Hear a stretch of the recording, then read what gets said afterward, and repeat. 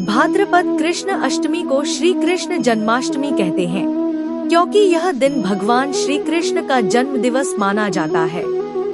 इसी तिथि की घनघोर अंधेरी आधी रात को रोहिणी नक्षत्र में मथुरा के कारागार में वसुदेव की पत्नी देवकी के गर्भ से भगवान श्री कृष्ण ने जन्म लिया था।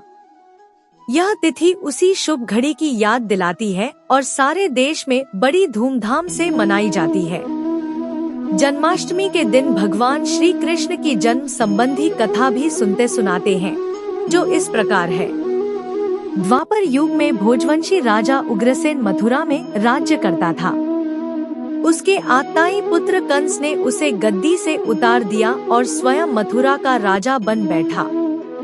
कंस की एक बहन देवकी थी, जिसका विवाह वसुदेव नामक यदुवंशी सरदार से हुआ था। एक समय कंस अपनी बहन देवकी को उसकी ससुराल पहुंचाने जा रहा था। रास्ते में आकाशवाणी हुई, हे कंस, जिस देवकी को तू बड़े प्रेम से ले जा रहा है, उसी में तेरा काल बसता है। इसी के गर्भ से उत्पन्न 8वां बालक तेरा वध करेगा। यह सुनकर कंस वसुदेव को मारने के लिए उद्यत हुआ। तब देवकी ने उससे विनयपूर्वक कहा, मेरे गर्भ से जो संतान होगी उसे मैं तुम्हारे सामने दूंगी। बहनोई को मारने से क्या लाभ है।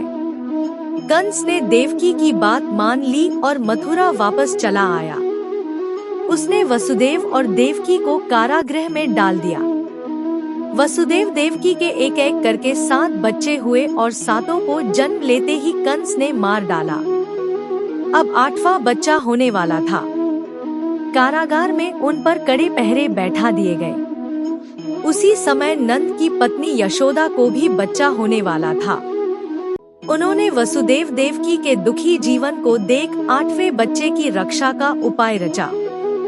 जिस समय वसुदेव देवकी को पुत्र पैदा हुआ, उसी समय संयोग से यशोदा के गर्भ से एक कन्या का जन्म हुआ, जो और कुछ नहीं सिर्फ माया थी। जिस कोठरी में देवकी वसुदेव कैद थे, उसमें अचानक प्रकाश हुआ और उनके सामने शंख, चक्र, गदा, पद्म धारण किए चतुर्भुज भगवान प्रकट हुए। दोनों भगवान के चरणों में गिर पड़े। तब भगवान ने उनसे कहा, अब मैं पुनः नवजात शिशु का रूप धारण कर लेता हूँ। तुम मुझे इसी समय अपने मित्र नंद जी के घर वृंदावन में भेजाओ और उनके यहाँ जो कन्या जन्मी है, उसे लाकर कंस के हवाले कर दो। इस समय वातावरण अनुकूल नहीं है, फिर भी तुम चिंता न करो। जागते हुए पहरेदार सो जाएंगे, के फाटक अपने आप खुल जाएंगे और उफनती अथाह यमुना तुमको पार जाने का मार्ग दे देगी। उसी समय वसुदेव नवजात शिशुरूप श्री कृष्ण को सूप में रखकर कारागृह से निकल पड़े और अथाह यमुना को पार कर नंद जी के घर पहुँचे। वहाँ उन्होंने नवजात शिशु को यशोदा के साथ सुला दिया और कन्या को लेकर मथुरा आ गए। कारागृह के फाटक पूर्ववत बंद हो गए। अब कंस को सूचना मिली कि वसुदेव देवकी को बच्चा पैदा हुआ है। उसने बंदीगृह में जाकर देवकी के हाथ से नवजात कन्या को छीनकर पृथ्वी पर पटक देना चाहा, परंतु वह कन्या आकाश में उड़ गई और वहां से कहा, अरे मूर्ख, मुझे मारने से क्या होगा। तुझे मारने वाला तो वृंदावन में जा पहुंचा है। वह जल्द ही तुझे तेरे पापों का दंड देगा। यह है कृष्ण जन्म की कथा। आपको कैसी लगी हमें कमेंट करके बताइए। धन्यवाद। जय श्री कृष्णा।